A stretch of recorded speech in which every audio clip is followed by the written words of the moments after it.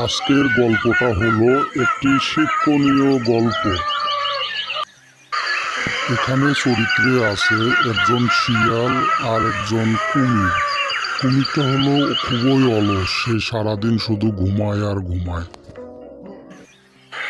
সে খুবই অলস প্রকৃতির একটা কুমির। একদিন সকালে শিয়ালটি আসে কুমিরের কাছে, তার অলসতা দূর করে তাকে পরিশ্রম করে চাষাবাদ শেখানোর জন্য।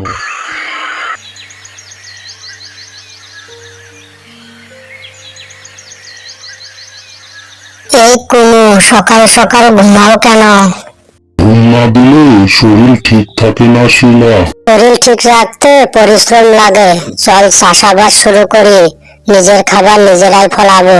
চাষাবাদ? আমি তো শুধু মাছ চিনি, ধান গম তো চিনি না। আজ থেকে তুমি কৃষি শিখবে, কুমু কৃষক।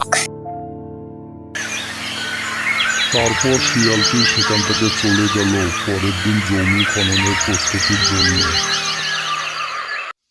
পরের দিন সকাল